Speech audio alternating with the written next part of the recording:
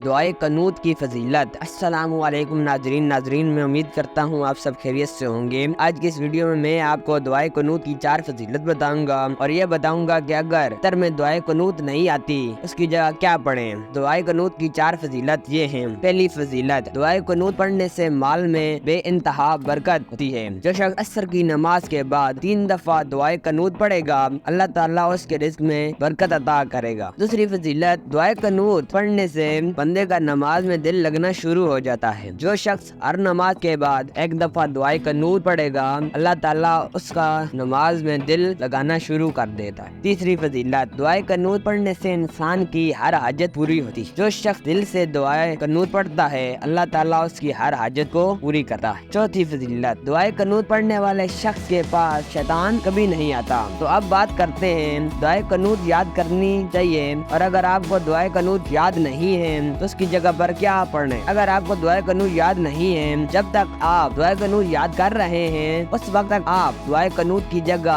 3 مرتبہ اس دعا کو پڑھ لیں، اللہم اغفر لی، اللہم اغفر لی، اللہم اغفر لی۔ یہ 3 مرتبہ کہہ کر پھر رکوع میں چلے جائیں تو آپ کی نماز صحیح ہو جائے گی۔ مزید اسی طرح کی ویڈیو کے لیے ہمارے چینل کو سبسکرائب کریں اور بیل آئیکن کو ضرور پریس کریں تاکہ ہماری ہر آنے والی ویڈیو آپ تک پہنچ سکے۔